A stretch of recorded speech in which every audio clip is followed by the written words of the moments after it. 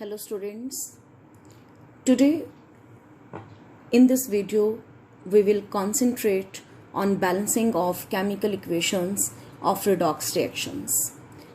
तो हमने बहुत सारी इक्वेशंस को बैलेंस करना सीखा हुआ है, लेकिन आज तक हमने हिट एंड ट्रायल मेथड से किया है।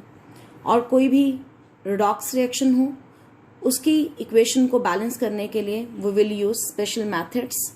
I will describe two methods, but in this video I will describe only oxidation number method. Various steps involved in this method are, जो steps हमने follow करने हैं, step wise ही हमने balance करना है।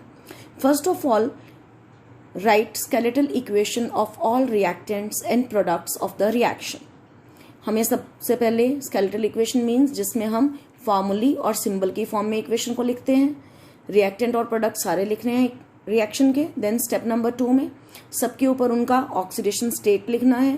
देन स्टेप नंबर 3 में we have to calculate increase और decrease in oxidation number, यानी कि किसका ऑक्सीडेशन नंबर कितना इंक्रीज हुआ है और कितना डिक्रीज किया है पर एटम। और वहीं से हमें साथ ही में आइडेंटिफाई क्या करना है, कौन ऑक्सीडाइजिंग एजेंट है और कौन रिड्यूसिंग एजेंट है। After that you have to calculate total increase और डिक्रीज। ये टोटल वर्ड क्यों यूज किया गया है? जहाँ पे हमारे पास न एक ही एलिमेंट के एक से ज्यादा एटम हो वहाँ पे हम टोटल इंक्रीज कैसे निकालेंगे? जितने एटम उसके लिखे होंगे पैर में उनको उस नंबर से जितना इंक्रीज हुआ या डिक्रीज हुआ उस नंबर से मल्टीप्लाई कर देना है।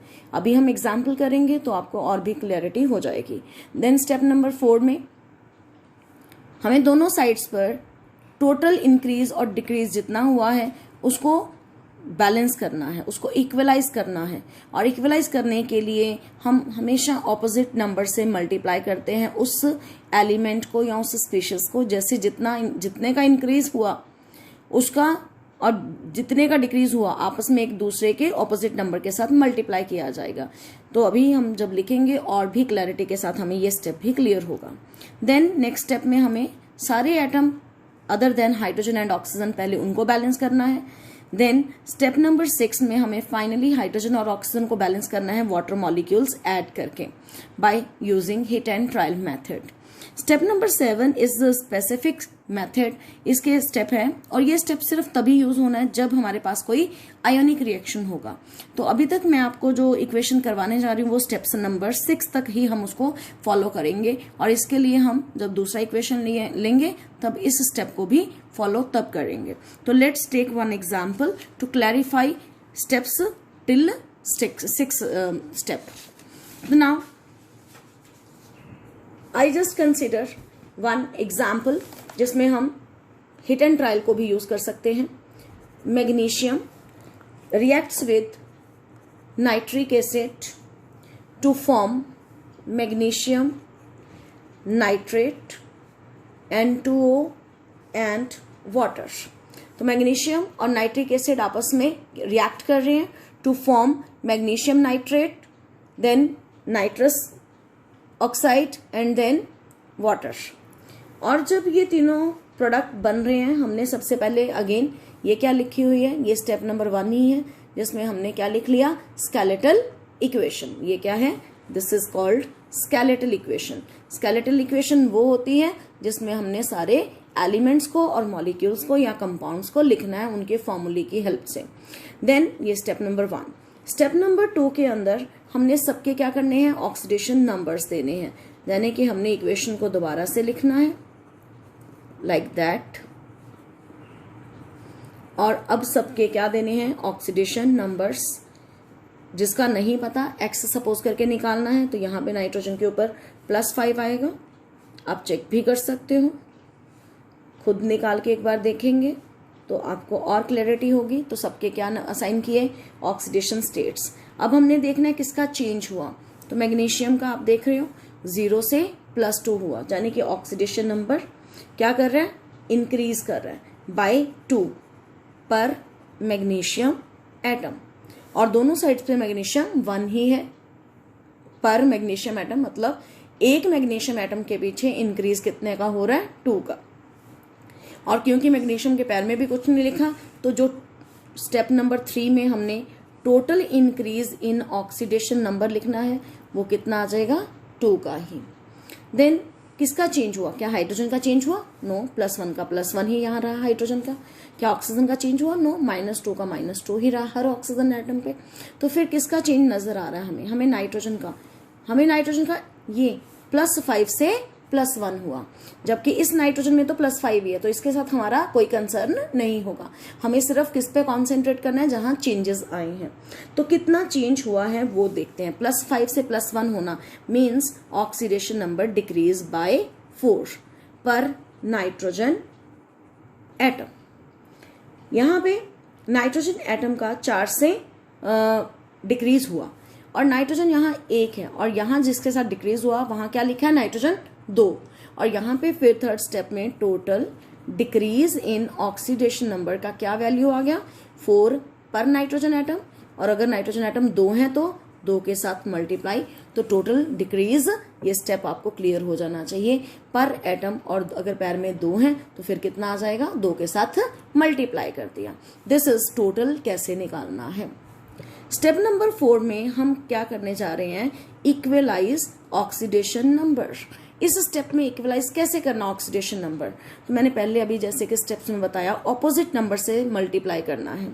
मैग्नीशियम के लिए इंक्रीज हुआ था 2 से, तो टोटल इंक्रीज 2 का है, वो मैग्नीशियम के लिए है, लेकिन इस 2 के साथ किसको मल्टीप्लाई करेंगे, दूसरे कंपाउंड को, यानी कि नाइट्रिक एसिड के आगे 2 आ जाएगा, और ये 8 किसके आगे आएगा, मैग्नीशियम के आगे, ऑपोजिट नंबर के साथ हमने मल्टीप्लाई कर देना है। तो यहाँ पर 8 क्या आ गया, मैग्नीशियम। और प्रोडक्ट में हमने कुछ नहीं लिखना है आगे, अभी कोई स्टोइकोमेट्रिक कोएफिशिएंट नहीं लगाना, सिर्फ इस तरह से लेफ्ट साइड पे लगाया। जब हमने यहाँ पे 8 लिखा, यहाँ पे 2 लिखा, और इस तरह से हमने कर लिया। अब इनमें से हम 4 कॉमन निकाल सकते हैं, 4 कॉमन निकाल लिया, तो इस तरीके से हम डबलिंग ना करें तो 4 को कॉमन निकाल लिया जा सकता है ना। अब दोनों साइड्स पे हमें मैग्नीशियम को, पहले हमने कहा कि हाइड्रोजन और ऑक्सीजन को छोड़ के बाकी सारे एटम्स को बैलेंस करना है। तो बाकी सारे एटम्स कैसे बैलेंस होंगे, लेट्स सी। यहाँ पे 4 मैग्नीशियम लिखा, तो ये 4 मैग्नीशियम आ गया। अब नाइट्रोजन कितने हो गए, यहाँ पे 2 × 4 8, 8 और 2 10, और यहाँ पर फिर क्या आ जाएगा, 10 नाइट्रोजन। तो हमने हाइड्रोजन और ऑक्सीजन को छोड़ के बाकी सारे एटम्स को क्या कर दिया, बैलेंस कर दिया। Now nitrogen is balanced, magnesium is balanced. तो फिर नंबर 5 में हमने क्या करना है, यहाँ पे पहले इक्वलाइज किया ऑक्सीडेशन नंबर को, इसको और करके ऐसे इधर से लिखा, और यहीं पे साथ में हमने क्या कर लिया, एक तरह से balance other atoms then hydrogen and oxygen. एक स्टेप में 2 स्टेप कर लिए, कोई प्रॉब्लम नहीं है। अब यहाँ पे हमने अब क्या करना है, हाइड्रोजन और ऑक्सीजन को पहले चेक कर लेते हैं। इस साइड पे, लेफ्ट साइड पे, रिएक्टेंट साइड पे हाइड्रोजन कितने हैं, 10। आगे जो लिखा है वो हाइड्रोजन के साथ भी है, वो नाइट्रोजन के साथ भी है, वो ऑक्सीजन के साथ भी है, तो हाइड्रोजन 10 है। इस साइड पे हाइड्रोजन कितने हैं, सिर्फ 2 लिखे हैं। अब इसको हमने 10 कैसे बनाना है, आगे 5 के साथ मल्टीप्लाई करके। तो हम यहाँ पर क्या करने जा रहे हैं, balance hydrogen 4 magnesium plus 10 nitric acid, साथ ही में ऑक्सीजन को भी एक स्टेप में कर लेंगे बैलेंस। तो लेट्स चेक, पहले तो मैंने हाइड्रोजन को आपको बताया, तो यहाँ पे 5 आ जाएगा। अब दोनों साइड्स पे हाइड्रोजन कितने हो गए बच्चों, 10। Now calculate for oxygen. Oxygen left side पे 10 × 3 30 है, तो ऑक्सीजन कितनी है, 30। और यहाँ पे कैलकुलेट कीजिए, देखो 3 × 2 6, 6 × 4 24, और 1 25, और ये 5 30।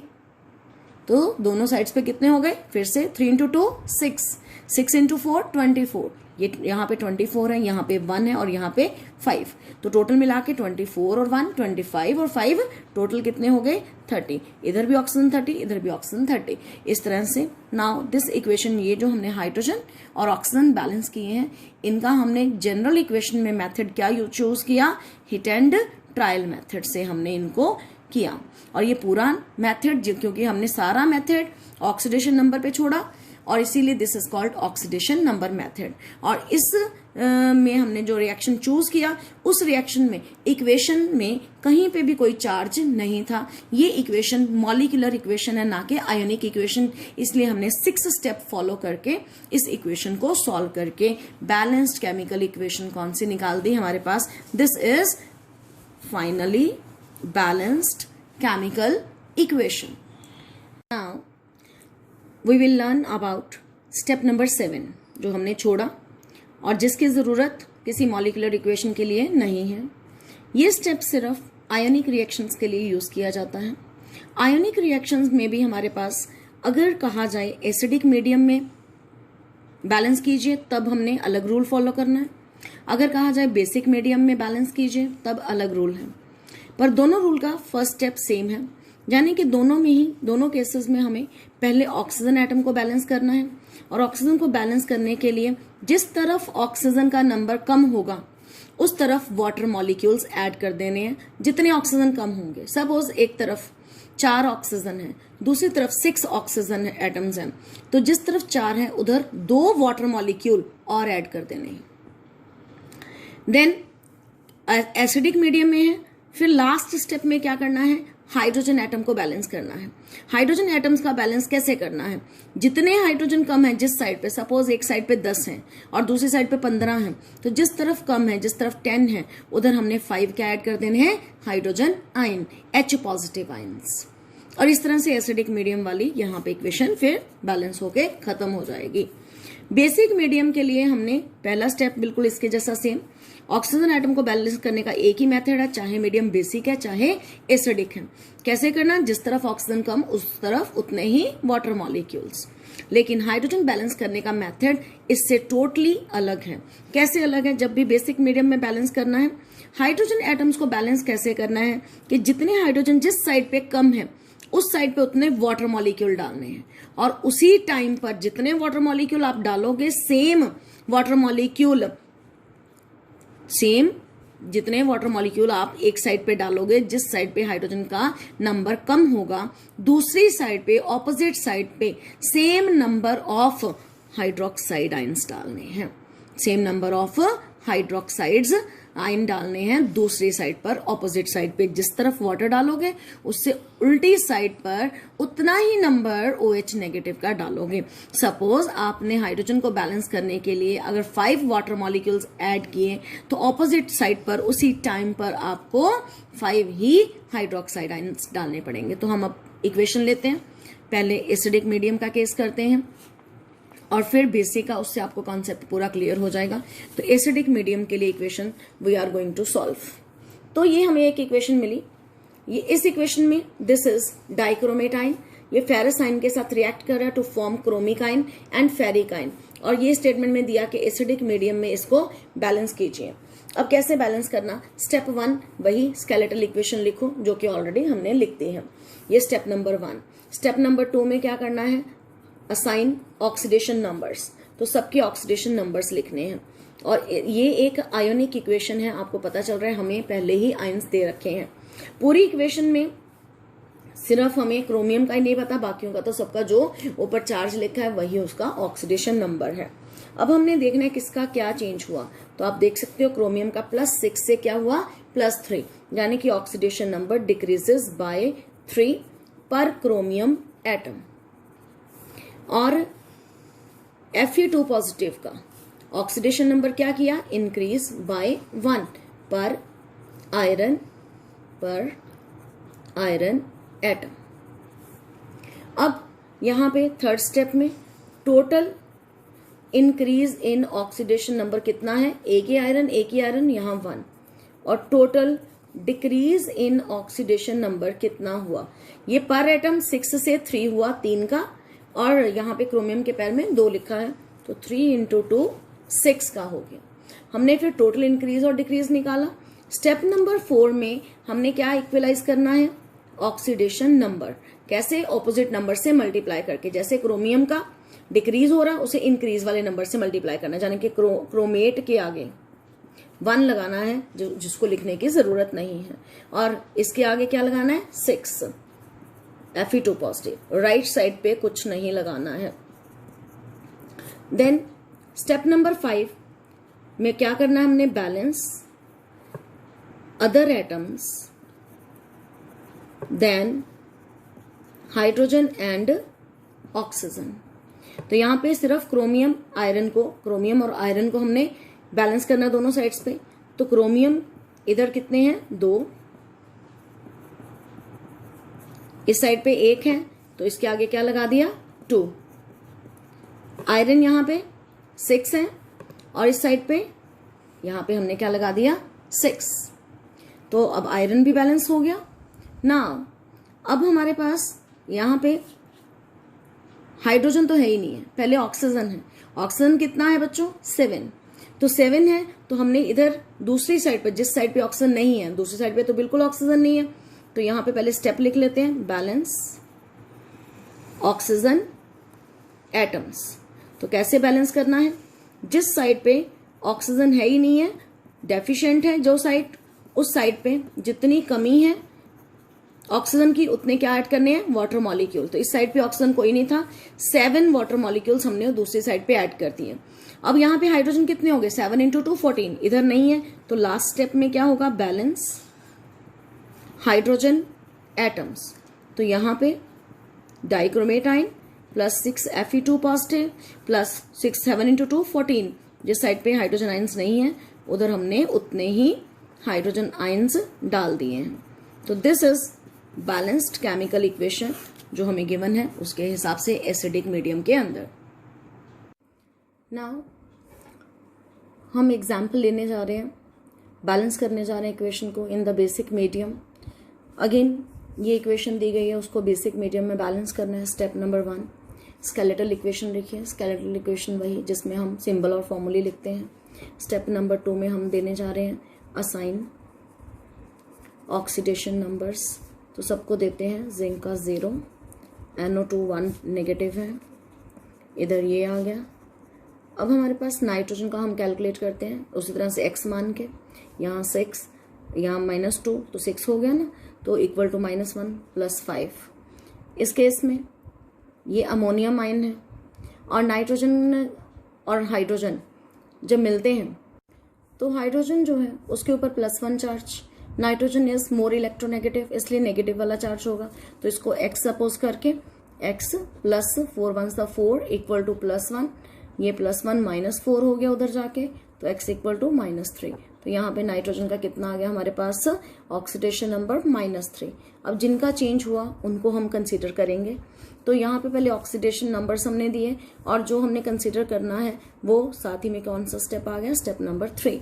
और यहीं पे हम चेंज देख लेते हैं, ये +5 से क्या हुआ, -3, ये +5 से -3 हुआ, कितने का चेंज आया, 8 का चेंज आया। +5 से +4, +4 से +3, +3 से +2, +2 से +1, +1 से 0, 0 से -1, -2 से -1 से -2 और -2 से -3, टोटल 8 का चेंज आया। तो ये हुआ माइनस का, इसलिए हम क्या कहेंगे, ऑक्सीडेशन नंबर डिक्रीजेस बाय 8।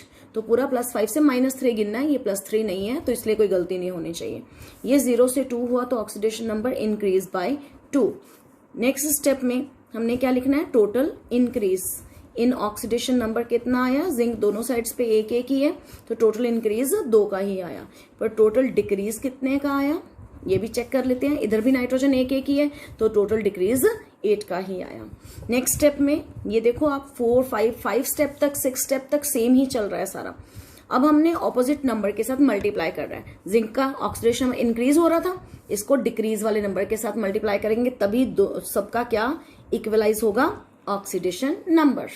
तो जाने के जिंक के आगे क्या आ जाएगा, 8 zinc 2 nitrate ion, like that. अब आप इसको कॉमनली क्या लिख सकते हो, 4 zinc plus nitrate ion common निकाल दिया हमने। स्टेप नंबर 6 में balance other atoms then hydrogen and oxygen. तो यहां 4 जिंक, इस साइड पे 4 लगा देते हैं, तो यहां पे जिंक बैलेंस हो गया। नाइट्रोजन लेफ्ट साइड पे 1 है, तो यहां पे भी 1 ही आया ना। 7th स्टेप में, क्योंकि ये बेसिक मीडियम है, सबसे पहले हम क्या करेंगे, बैलेंस ऑक्सीजन एटम। वो बैलेंस कैसे करना है, जिस तरफ ऑक्सीजन कम है इधर 3 है ऑक्सीजन और इस साइड पे कोई नहीं है, यानी कि 3 क्या डालेंगे, वाटर मॉलिक्यूल। किस साइड पे, जो डेफिशिएंट साइड है। तो हमारे पास इक्वेशन क्या बन जाएगी, 4 जिंक 2 पॉजिटिव प्लस अमोनियम आइन plus 3 water. Now last step हम क्या बैलेंस करने जा रहे हैं, हाइड्रोजन एटम्स। कैसे बैलेंस करना है, इधर 3 × 2 6 और ये 4, 6 और 4 टोटल हाइड्रोजन का नंबर इस साइड पे 10 हो गया। 10 क्या है, हाइड्रोजन, और इस साइड पे कोई हाइड्रोजन नहीं है। तो हमने क्या करना है, जितने हाइड्रोजन कम है, इधर कोई है ही नहीं है, उतने वाटर मॉलिक्यूल डाल देने और उसी टाइम पर दूसरी साइड पर सेम नंबर 10 पानी डाला और 10 ही उधर क्या डालेंगे, hydroxide ions, OH negative ions. Basic medium में हम इक्वेशन को बैलेंस कर रहे हैं, इसलिए हमारे पास इस स्टेप में OH नेगेटिव का भी इंट्रोडक्शन हुआ। अब हमने इक्वेशन में देखना है कहीं पे कोई डबलिंग तो नहीं है, जैसे कि वाटर इधर 10 है, इधर 3 है, तो हमने इसको भी काट के इधर कितने रह जाएंगे सिर्फ, तो और करके डबलिंग को कैंसिल कर देना है, जो भी डुप्लीकेट है उसको कैंसिल करते हुए। यहाँ 10 थे, यहाँ 3 थे, दोनों तरफ से, यहाँ से 10 में से 3 कट गए तो कितने बचे, 7, और इस तरफ क्या अब रह गया, ये, और कोई भी वाटर नहीं रहेगा। नाउ यू कैन चेक, हर चीज बैलेंस है। देखिए 4 zinc 4 zinc, 1 nitrogen 1 nitrogen, 10 oxygen, यहाँ पे 7 और 3 10, हाइड्रोजन 7 × 2 14, 10 + 4 14। तो विद दिस ये आपको बेसिक मीडियम में भी कॉन्सेप्ट क्लियर हो जाना चाहिए। Thank you, have a great day.